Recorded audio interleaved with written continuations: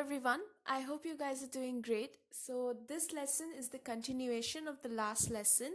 So as I have already given an introduction for this particular lesson in the previous lesson, so I'm going to skip the introductory part and just get right away into the lesson.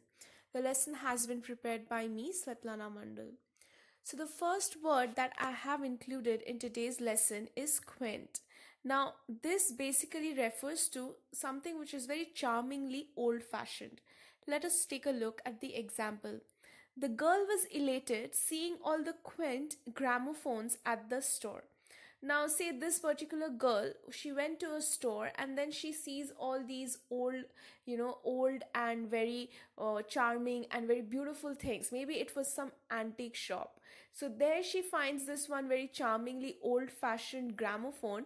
Instead of saying such like a long sentence, she says that she's found a very quaint gramophone. So that is what quaint is for you, and that's how you can use it in your sentences.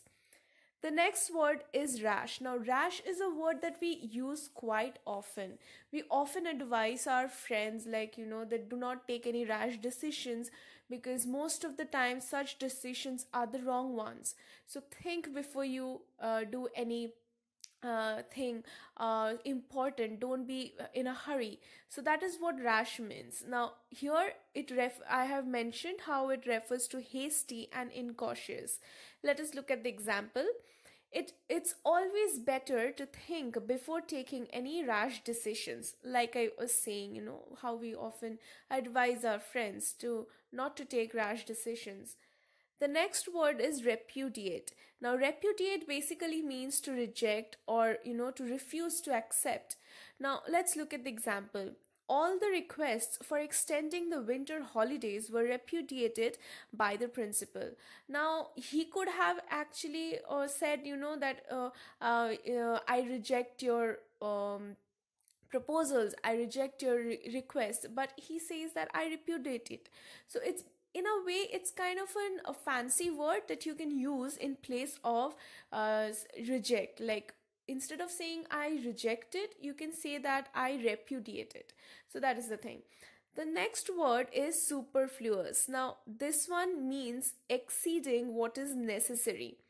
So if this is a very simple word, so I will just give you this example. I'm just going to read it out to you, the one that I've included here. So Sarah brought superfluous amount of food for everybody during the lunch break.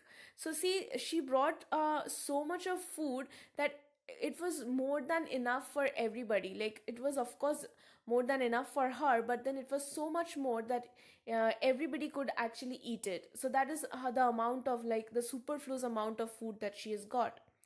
The next word is truculent. Now, truculent refers to ready to fight or, cruel.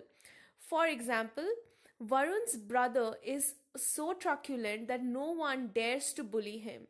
So this particular boy, Varun, has a brother who is very truculent, who is, if someone bullies his brother, then he'll just go and hit him, and he's always ready to fight, and he doesn't bother about, if you're hurt or not. So this person is truculent, okay?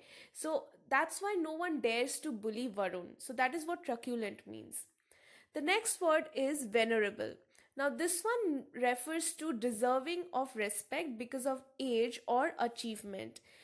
For example, the venerable shop owner apologized for the misbehavior of the worker. Now this particular shop owner is, someone who is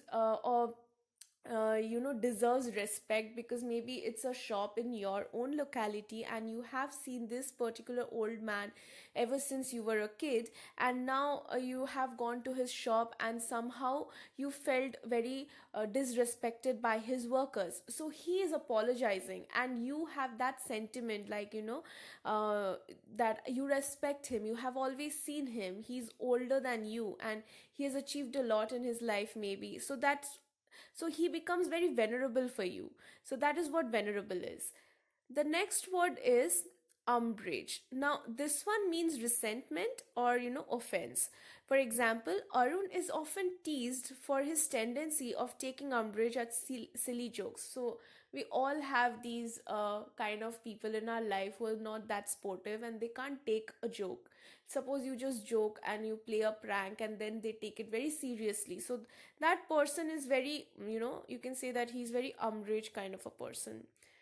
The next word is wanton. Now, this one basically means undisciplined and, lewd and lustful. For example, the boys in this locality are detested by the elderly people for their wanton attitude, which basically means maybe, the loafer kind of guys who are always eyeing girls or maybe eve teasing people and they don't respect elders, guys like those, or even anybody like those, not particularly guys. So that's what wanton means. The last word that I have included in this lesson is zenith, which refers to the highest point. For example, right now he is at the zenith of his career as a musician. So it's basically the upmost and the highest point of anybody anything. So it can be of your career, or maybe he was at the zenith of the mountain, so that means he was at the highest point of the mountain. So it can be taken in the either way. You can use this word in a different situation and in different contexts, so it completely depends on you. So that's it for today's lesson, and I'm going to pause the lesson once again here, and in the next lesson I'll be talking about few more such words. I hope that this lesson is very helpful for you and you are understanding. If in case if you are not, then please do give some feedback so that I know how to improve the lesson and how to explain it better. If I need to include more examples, then please do let me know about that. That's it for today's lesson. Thank you for staying with me till the end.